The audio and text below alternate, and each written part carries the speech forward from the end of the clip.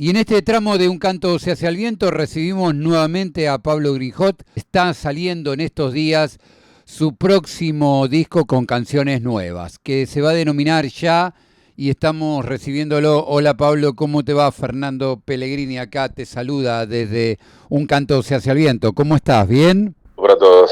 Nuevo disco, novedades. Siempre es bueno conocer las novedades, lo que uno va produciendo. Bueno, me alegro que suscite interés.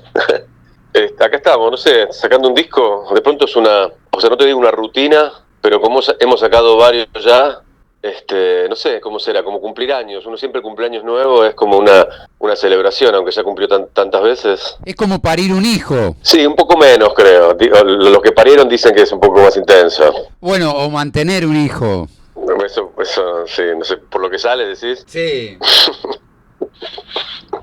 Bueno, puede ser, pero bueno, nada, un disco en la calle, o en la calle, no sé, ya no está más en la calle, no está en esos lugares extraños, las plataformas, no sé, ahí está. ¿Y por qué ya? ¿Por qué ya? Porque ya, la palabra, bueno, tiene una cantidad de razones, o sea, un número de razones bastante incoherentes entre sí, incluso incoherente todo. Pero yo tengo una frase que me está guiando en estos tiempos, que es de una declaración que dice: no me siento en ningún compromiso con la coherencia, no tengo ningún compromiso con la coherencia. Pero la historia, o sea, la anécdota que lo bautiza tiene que ver con que hay una de las canciones que se iba a llamar Ya, pero al final cambió de nombre y ese nombre le quedó al disco. Pero por otro lado, la palabra Ya, que implica quizás una urgencia, y tiene que ver con que son canciones que yo hice en otros tiempos y habían quedado a la espera de su oportunidad, y pensé que si no las sacaba ya me estaba un poco quedando como son canciones de como otra época, que ya iba a ser prácticamente, viste, cuando sentís que es otra vida, que como que considerás algo que hiciste hace muchísimo tiempo, y dices, pucha, este era otra persona, otro Pablo, otra vida, y pensé que si no la sacaba ya, como me iban a quedar muy desactualizadas. Entonces hay algo también de ese juego de palabras. Por otro lado, también hay un homenaje, eso es una cosa muy interna, entre el diseñador del disco y yo, que como le estamos haciendo un homenaje a un tercer amigo, que como que tenían una obra, él y el diseñador, hace mucho tiempo, que era una instalación urbana, que era una calcomanía que decía Ya, que si vos la pegás en un vidrio, dice Ya, pero la miras del otro lado y dice Ay.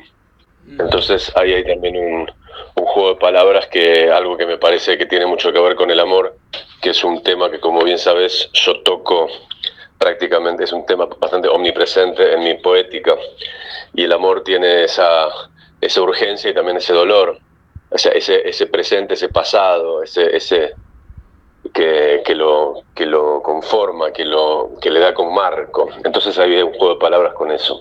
Ahora, estos discos que se conjugan a partir de canciones de distintos momentos, ¿logran una integralidad? Hace meses atrás, Bruce Springsteen editó 7 discos que tenía de canciones que habían quedado afuera de otros materiales.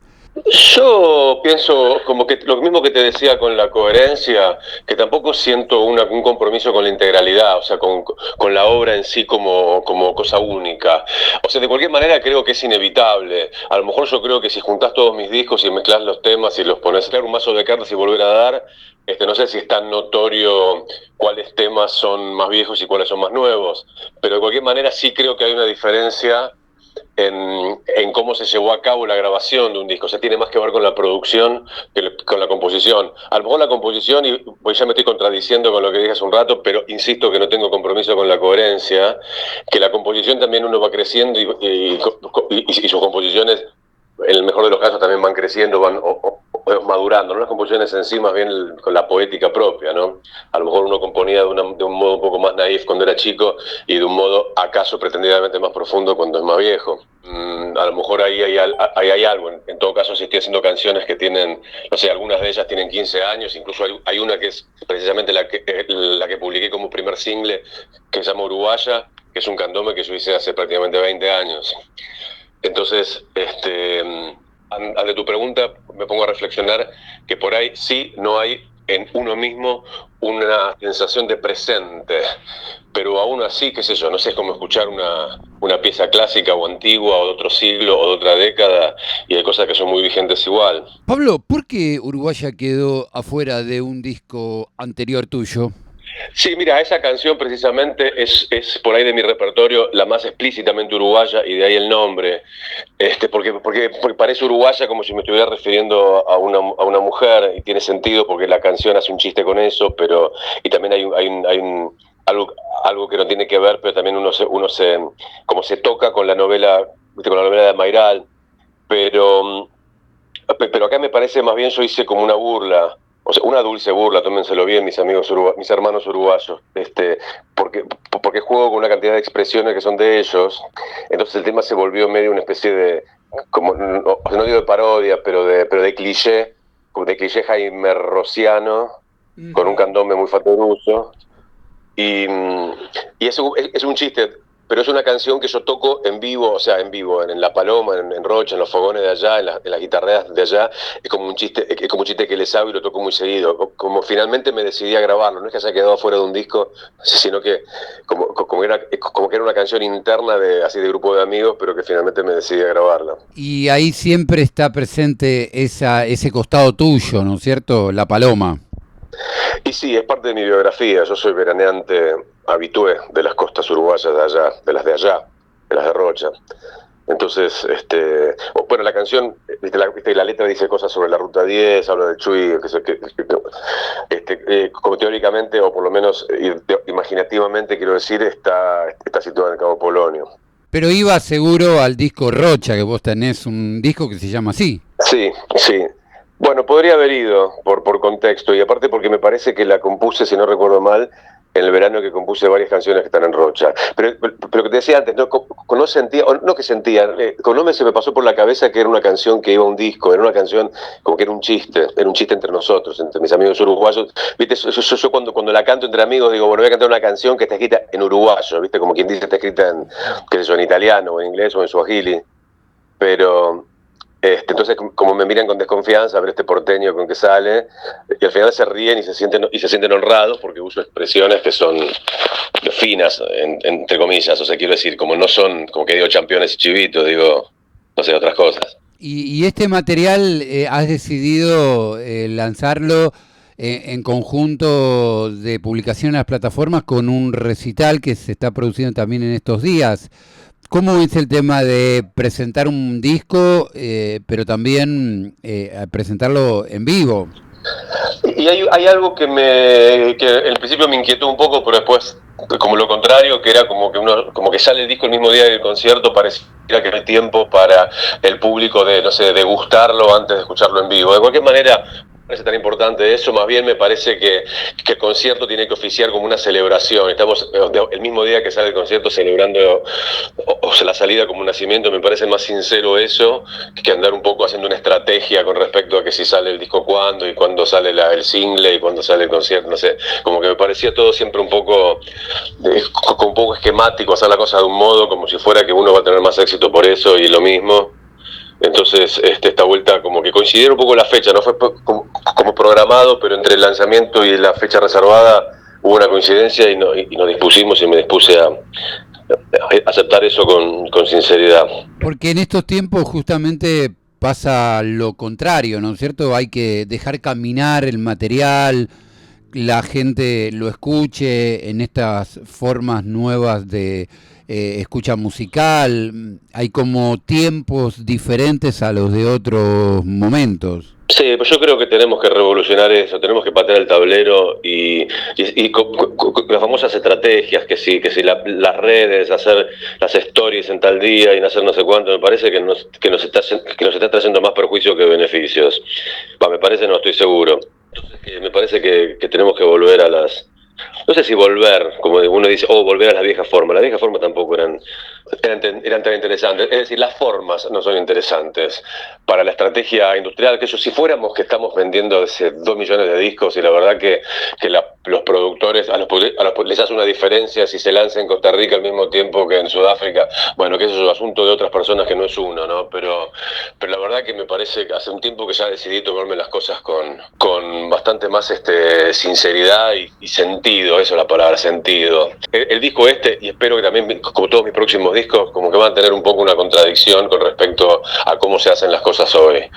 O sea, no estoy más de acuerdo con eso, lo que decía, con las formas. Me parece que han quedado bastante vacías y conquistar nuevas formas, o en todo caso nuevas no formas, para que todo esto sea bastante más divertido como era en otras épocas, como cuando éramos nenes. ¿Hay una nueva orientación comercial del disco? ¿Vuelve una idea de revalorizar el cassette, el vinilo de nuevo y también el CD? ¿Hay como un negocio acotado con el tema de las plataformas de difusión musical? No sé, yo nunca me sentía acogido por nada, por ningún tipo de soporte.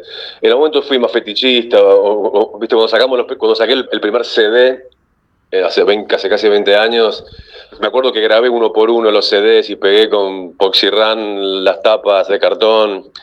Algo como que me da un poco más de orgullo tener mi primer CD y esas cosas. Después le perdí un poco la onda. Pero si alguien, o un sello, o una productora, lo que sea, ve un negocio con eso y quiere fabricar para vender o para dar, no sé, asunto de otra gente. Yo me estoy bastante contento y satisfecho con grabar mis discos, con grabar mis canciones. Como que es un gesto artístico, no es que estoy pensando en comercializar o que saco mi música de un modo. Yo estoy acá en casa, yo grabo de una manera muy artesanal. O mejor dicho, me manifiesto artísticamente y compositivamente de un modo muy artesanal. Grabo en casa porque me da gusto, porque grabo la guitarra de un tema que hice, porque le canté arriba, porque le canté 3 coros, porque le grabé un violín, porque le puse una percusión, porque le grabé los pianos. Y cuando me quiero dar cuenta tengo un disco, no estoy pensando nunca en la fabricación. Lo que sea, finalmente ocurre que tengo un disco terminado o tengo un playlist que me parece que tiene sentido y bueno, ahí sale. Después, bueno, el que lo quiera agarrar, si lo quiere agarrar a una oficina para hacer algo con eso, si lo quiere agarrar a una agencia para hacer algo con eso, no sé, asunto de otras personas.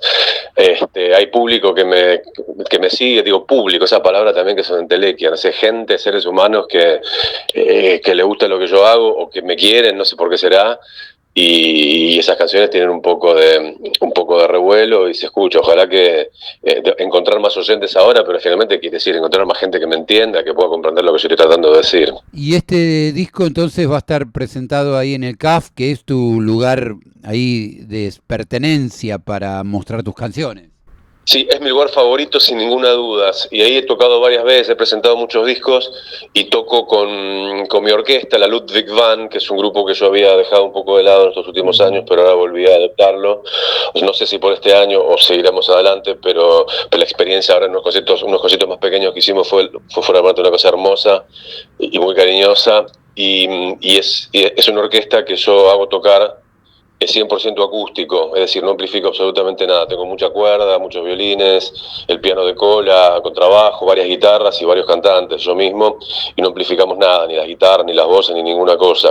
Y el CAF es ideal para eso, es un galpón que tiene una acústica que como que nadie la explota como la exploto yo, porque siempre que voy ahí a ver cosas, o las cosas que sé que suenan ahí, suenan con mucha amplificación, lo cual me parece también muy bien y muy lindo porque el volumen también es algo muy estimulante, pero no es lo que yo estoy buscando y el CAF es el lugar ideal para poner a funcionar mi orquesta. Así que ahí va a estar presentándose este disco nuevo.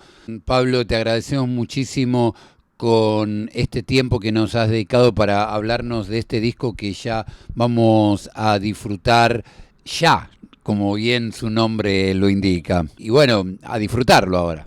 Muchísimas gracias, Fernando. Gracias a vos, a todos y un saludo para todo el mundo.